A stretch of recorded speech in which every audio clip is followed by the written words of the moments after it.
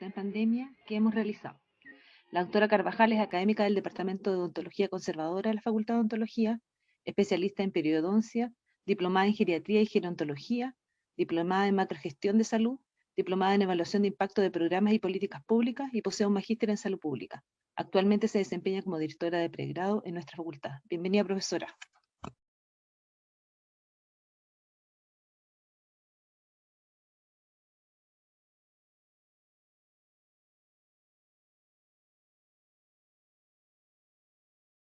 Ahí, estoy silenciada, ¿no?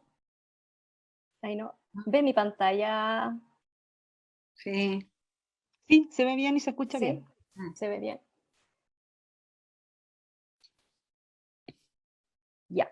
Bueno, primero agradecer toda la presentación, ¿cierto?, de Carlos y Leonor, y la verdad, voy a hacer un recorrido rápido, un poco de lo que nosotros hemos hecho, claramente enmarcado dentro de todo este gran paraguas, que es la Universidad de Chile, ¿cierto?, la Vicerrectoría de Asuntos Académicos y el Departamento de Pregrado, ¿no?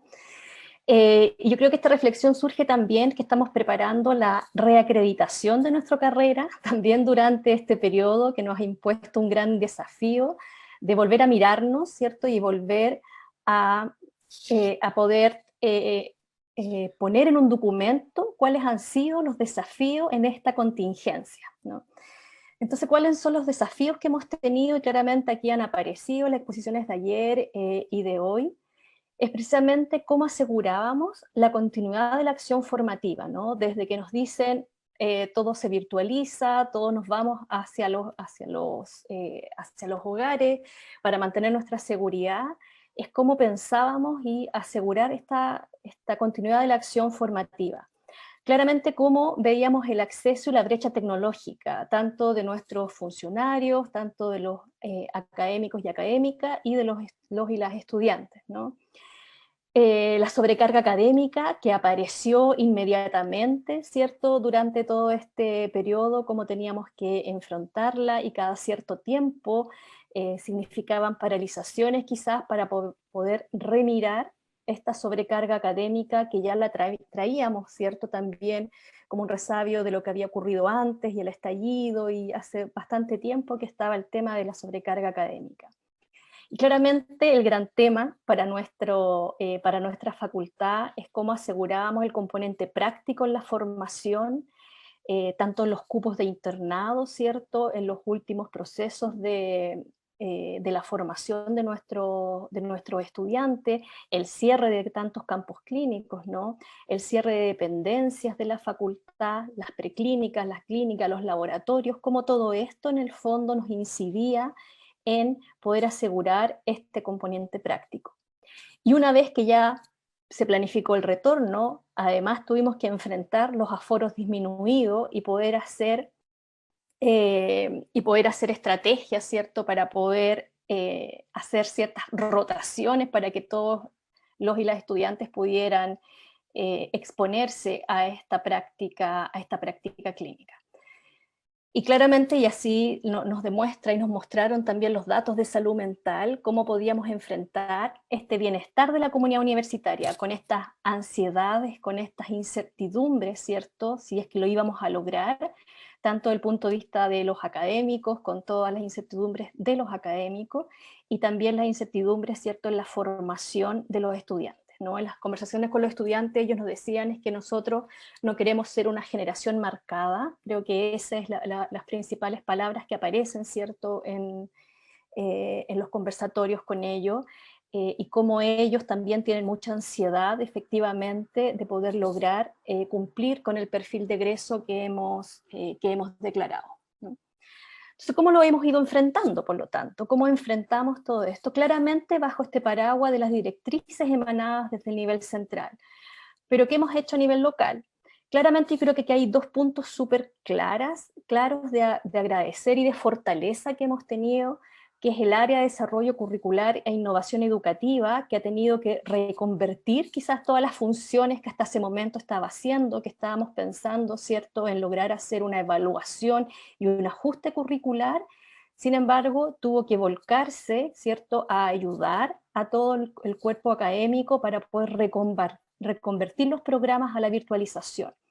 Y los coordinadores de nivel, que yo creo que con los coordinadores, sin los coordinadores de nivel, el equipo de pregrado no funciona. Es el equipo de pregrado, en el fondo, los coordinadores de nivel.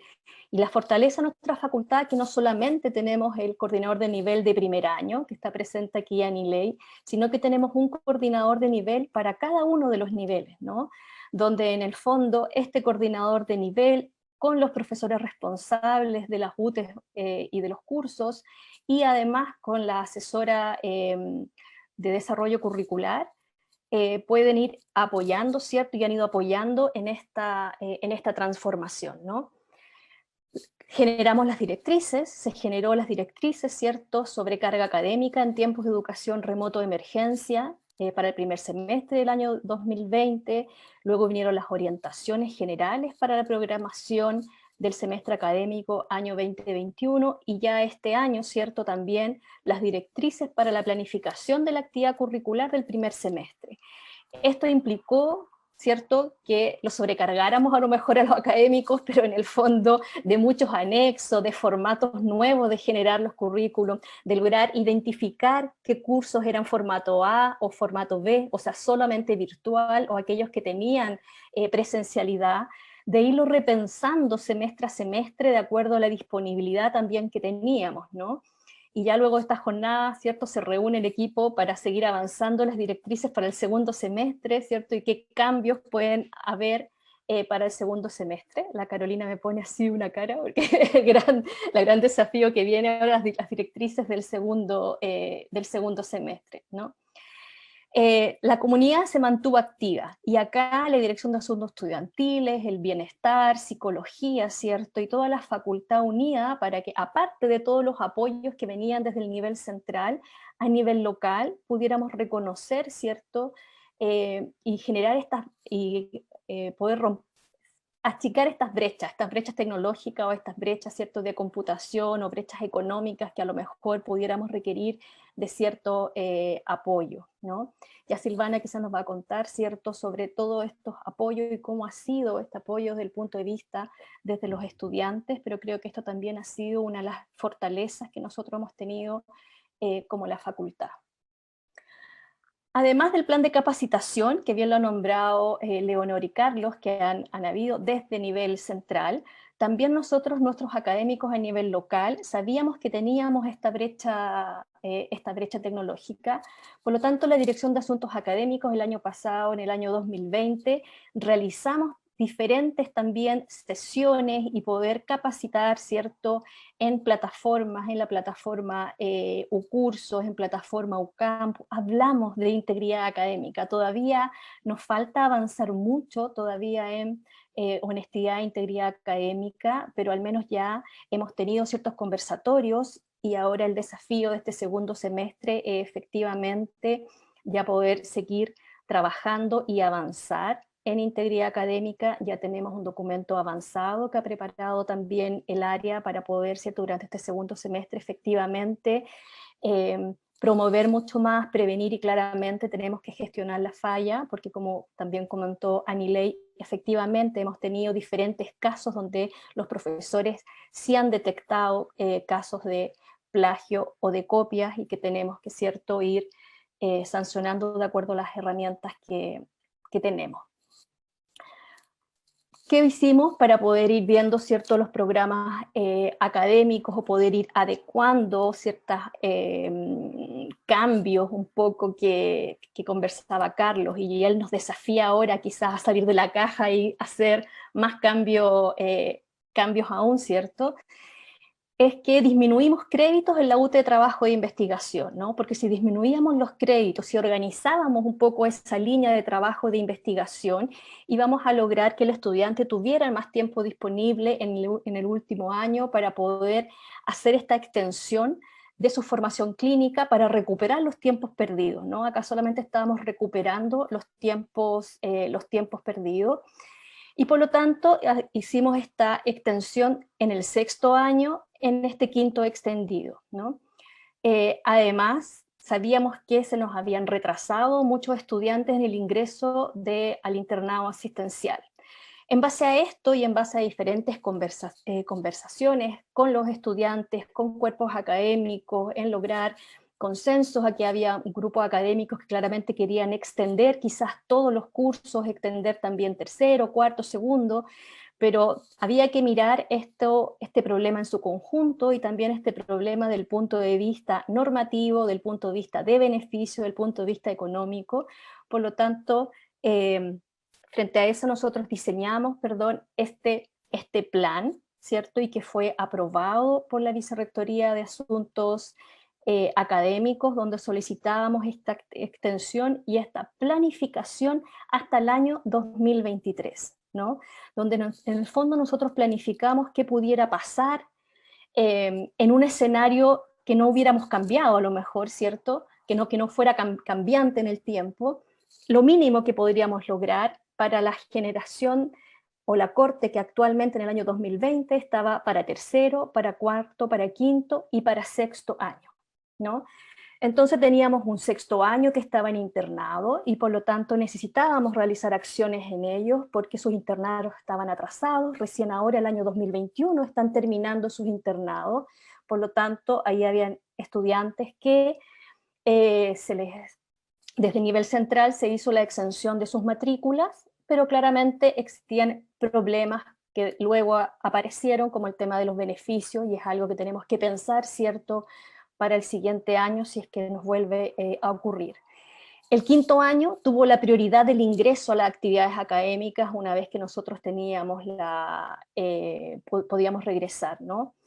Cuarto y tercer año, por lo tanto, incorporaron actividades preclínicas, que antes no tenían actividades preclínicas, ahora teníamos que incorporarlo a la actividad preclínica para no perder en el fondo sus habilidades o sus destrezas y eh, para poder en el fondo lograr habilitarlos, ¿cierto?, para el ingreso a la clínica, ¿no?, después de tanto tiempo. Ese ha sido un gran desafío de coordinación y también ahí incorporamos, ¿cierto?, el trabajo, muy buen trabajo, ¿cierto?, de la coordinadora de preclínicos, la doctora Patricia Cisternas, donde también ha tenido que hacer grandes mapas en el fondo de poder ingresar ahora, no solamente a un curso al preclínico como era antiguamente solamente el segundo año y algo de primer año, sino que ahora teníamos en preclínico a segundo, a tercero, a cuarto e incluso a quinto año, ¿no? Entonces, cómo compartir todos esos espacios clínicos y generar protocolos también para todos, ¿no? Por lo tanto, nuestro plan hasta el momento es hasta el año 2023, pero es un plan flexible, ¿cierto? Y que claramente lo tenemos que ir evaluando y es un plan que tenemos que ir revisando y modificando y monitoreando durante todo este tiempo. Esto no hubiera sido posible si no hubiéramos tenido la comisión retorno y haber generado todo este plan retorno, ¿no?, donde en el fondo todo este plan retorno y la autorización para que la Facultad de Odontología volviera a la presencialidad en un retorno seguro, oportuno, progresivo y flexible, que tanto le gustaba al doctor Cabello hablar, ¿no es cierto?, todo este tiempo del plan de retorno seguro principalmente.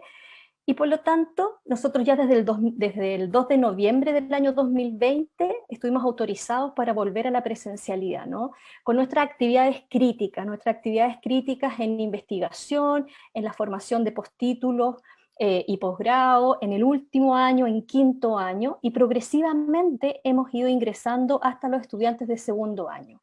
En la actualidad tenemos hasta los estudiantes de segundo año ya en presencialidad, en actividades preclínicas, ¿cierto? Por lo tanto, se ha ido dando efectivamente este plan de retorno seguro a nuestras actividades. Para esto se tuvieron que generar una serie de protocolos, ¿no? Una serie de protocolos que tenían que ver con cómo ingresábamos, cómo estábamos a nuestra nueva realidad, cómo se preparó en base a evidencia científica, ¿cierto? Toda la comunidad ontológica tuvimos que hacer distintos cursos para poder retornar de manera segura. Cómo los espacios, tanto en preclínico y en clínica, eran diferentes, ¿no? Ayer los profesores de la UTE de simulación de segundo año nos mostraban cómo ellos tuvieron, y habían videos, hay un video, no lo vamos a ver en esta oportunidad, pero un video de cómo al estudiante que por primera vez iba a la facultad, le mostrábamos la facultad, cómo él tenía que entrar, ¿cierto?, a estos espacios, ¿no? Porque en primer año no había ido, ¿no? Y en segundo año era la primera vez que tuvo esta experiencia de ir a la facultad de odontología. Entonces esto ha sido un trabajo largo, de largo aliento, pero que yo creo que em, que claramente ha tenido muchas dificultades, pero yo creo que, y así como también nos reconocen a nivel central, creo que toda la comunidad académica nos tenemos que sentir orgullosas de todo lo que hemos hecho en este momento. Nos falta mucho para avanzar, claramente, ¿no? Em, para eso también hemos hecho evaluaciones, hemos ocupado la evaluación de la docencia de pregrado central, sobre todo para evaluar los preclínicos en estos últimos años, ¿no? Porque tuvimos también mucha resistencia, incluso para académicos decíamos, no, es un curso absolutamente clínico, ¿qué va a aportar el preclínico? ¿No? No nos aporta nada en el preclínico. Sin embargo, los estudiantes no lo valoran mal, la experiencia del preclínico, ¿ya? Tenemos que seguir avanzando, claramente está. Sí, quizás tenemos que aumentar en tecnología, también es el gran desafío, ¿no? Ayer la doctora Manzanares nos hablaba de las simulaciones con Simodont. Nosotros tenemos un Simodont en la facultad. A lo mejor el sueño es en algún momento poder crecer y tener mucho más simulación virtual, ¿no? Quizás para allá va la docencia también en odontología, ¿no? El preclínico hizo gran modificación y también desde el punto de vista de la docencia, porque toda la actividad que se planificó en preclínico tenía que tener una actividad virtual sincrónica de preparación para la actividad del preclínico, una actividad presencial en la Facultad de Odontología para que efectivamente, ¿cierto?, se pudiera aprovechar ese espacio de contacto, ¿cierto?, presencial con los académicos y con los estudiantes, y luego una actividad virtual sincrónica de retroalimentación de este proceso, ¿no? Eso fue algo que también surgió ahora durante este tiempo, de poder planificar cada una de las actividades de preclínico de esta manera. Y la evaluamos, ¿ya? Y también la evaluamos para poder hacer mejoras en este periodo. Esta es la evaluación del preclínico del semestre pasado. Coloqué algunas de las preguntas de esta evaluación. Y de estas fases, por ejemplo, los estudiantes en su mayoría dicen que si me permitió reforzar los conocimientos teóricos necesarios para realizar el preclínico, más del 80% dice que sí, que le permite, que está muy de acuerdo que efectivamente le permite. En la fase 2, que es la fase en el fondo presencial, el docente en su mayoría dice que está de acuerdo en que le permite resolver las dudas, ¿cierto?, en su manera individual, cuando lo necesitó en esta fase preclínica. Y en la fase 3, que es la fase de retroalimentación, la actividad de retroalimentación me permitió analizar mis logros de aprendizaje y cómo mejorarlos en relación con los objetivos del preclínico. Ahí ellos son un poco más autocríticos, pero cerca del 80% de todas formas dice, ¿cierto?, que sí, que logra sus logros de aprendizaje, ¿no?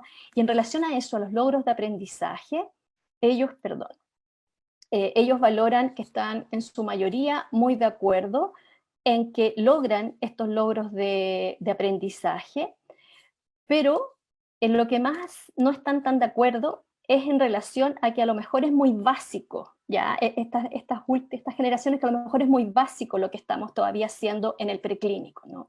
Claramente esto lo tenemos desagregado por cada una de las unidades, por las UTES, ¿cierto?, por cada uno de los cursos. Esta es la evaluación general de todos los estudiantes que evaluaron el preclínico, pero esto nos permite, ¿cierto?, de poder ir mejorando, ¿cierto?, y poder ir mejorando esta actividad, que yo creo que los preclínicos, los distintos niveles, también puede ser una actividad que llegó para quedarse. Y ahí ayer nos mostraban los profesores también de odontopediatría cómo han ido aprovechando estos espacios efectivamente, incluso para quinto año, donde ha sido importante también la simulación previo a la entrada a la clínica.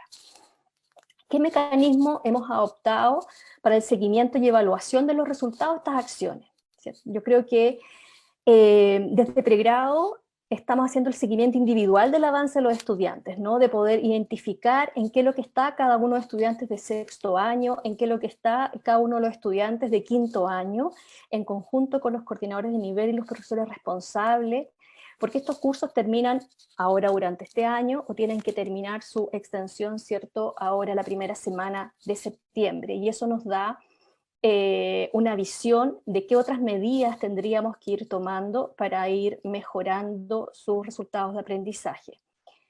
Reuniones periódicas con los coordinadores de nivel, yo creo que eso es algo que antes de esta pandemia no estaba tan regularizado, y claramente esta pandemia nos impuso que era necesario tener estas reuniones de coordinación, y vuelvo a relevar la importancia de los coordinadores de nivel y todo el trabajo que ellos han realizado, porque son el puente entre pregrado, los profesores responsables de la UTI y los estudiantes, ¿no?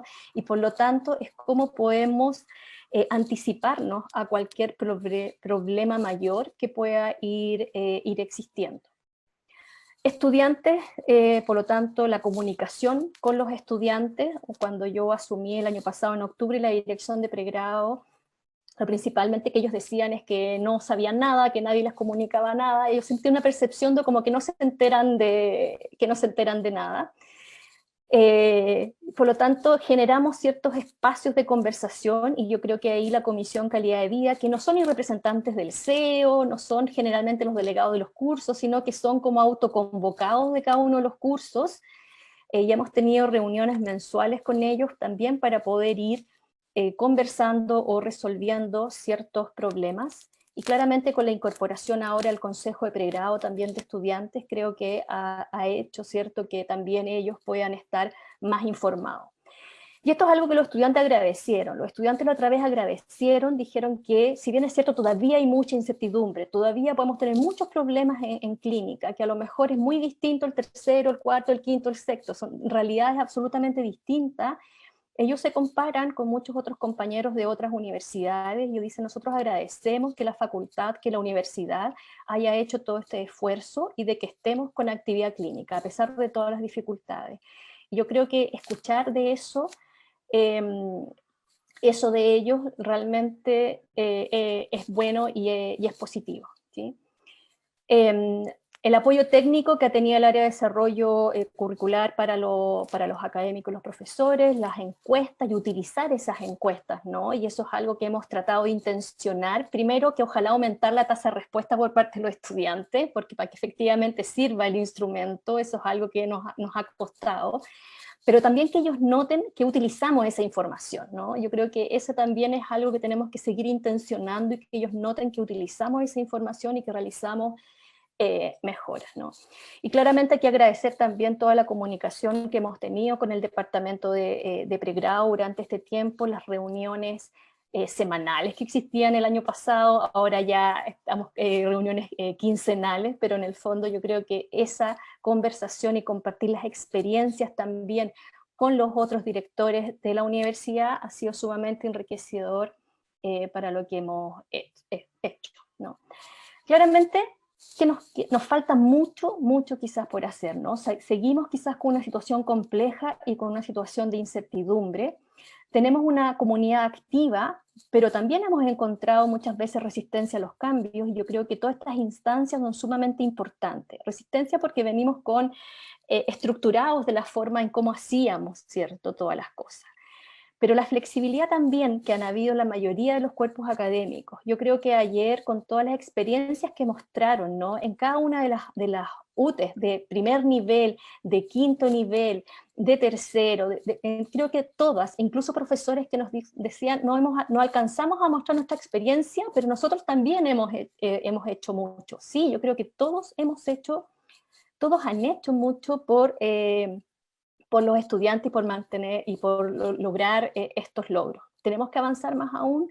Yo creo que sí, pero creo que el esfuerzo académico en la Facultad de Odontología realmente ha sido impresionante, ¿no? ¿Y por qué? Porque estamos preocupados por mantener la calidad de la formación, y eso es algo que claramente se nota. Tenemos como un perfil de egreso que lo tenemos como súper impregnado, y estamos muy preocupados, y principalmente es cómo logramos sacar a este odontólogo, ojalá lo más parecido a este perfil de egreso en estos tiempos de pandemias, y por lo tanto estamos buscando distintas formas en las distintas generaciones para al menos, ¿cierto?, lograr este perfil. La evaluación, claramente cumplir los protocolos clínicos nos hace que disminuyamos los tiempos, por lo tanto tenemos que ver de qué manera optimizamos esos tiempos. La evaluación continua para buscar soluciones en conjunto, yo creo que eso es algo que tenemos que seguir intencionando, que eso así ocurra, y todas estas reuniones que hemos tenido y vamos a seguir teniendo con los distintos cuerpos académicos para buscar soluciones en conjunto. Lo que se nos viene, la evaluación y el ajuste de la malla curricular, ¿no?, que comenzamos ya pronto a transitar sobre eso. Quizás ya los apoyos no tenían que estar tanto sobre lo programático en sí, creo que ya el área, ¿cierto?, ya ha cumplido mucho en el apoyo de los académicos, quizás ahora tenemos que ir a mirar un poco más allá y reflexionar sobre esta evaluación de esta malla, y por lo tanto ver esta oportunidad y mirar los desafíos que nos ha impuesto la pandemia.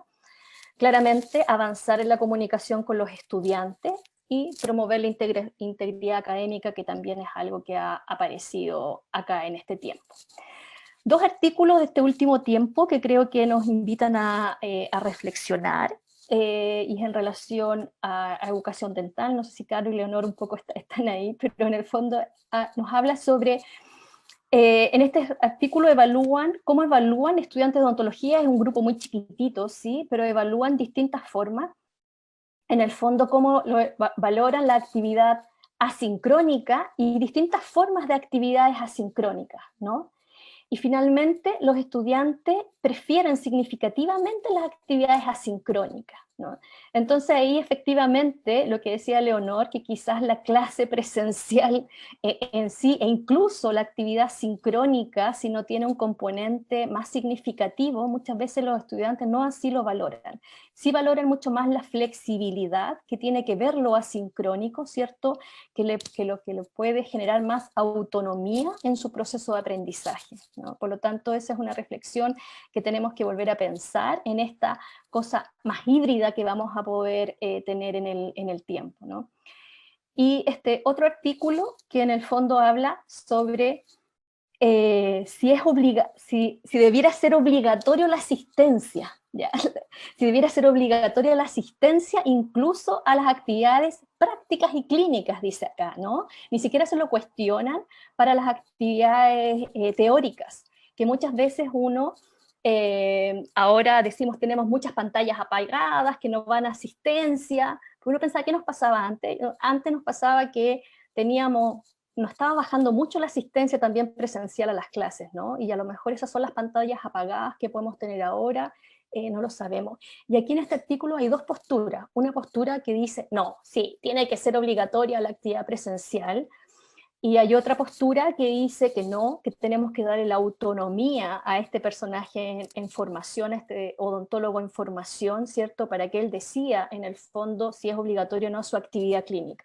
En el fondo, él tiene que cumplir luego con un objetivo de aprendizaje, ¿no?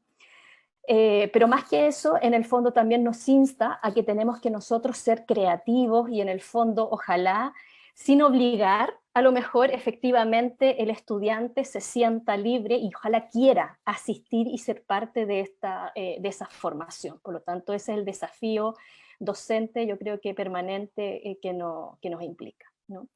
Por lo tanto, para nosotros la presencialidad, tal como hemos dicho, es algo que tenemos que seguir avanzando, que ya la tenemos instalada hace mucho tiempo, que hemos trabajado en eso y muchas campañas también para poder mantener la distancia física y poder y evitar abrazarnos, que en el fondo es lo que generalmente queremos. Nosotros hace rato, Carlos, que vemos a la gente 3D, como dice que nosotros vemos, hace rato que estamos viendo 3D, pero también invitarlos a que empezamos un proceso de reacreditación de nuestra carrera, ¿no? Y ahora tenemos que contar con todos y todas, y ya comunicaciones empezó que en el año 2020, esta era la gráfica que teníamos para el año 2020 para entusiasmar a los alumnos con la reacreditación, todo súper junto. Entonces ahora la gráfica de lo que se viene ahora, ¿cierto? Que pensábamos que hacer en mayo, ahora se nos está atrasando un poco este proceso, ya es con distancia física, ¿no? Así que ahora a todos invitados a participar en la reacreditación de nuestra carrera. Eso, muchas gracias.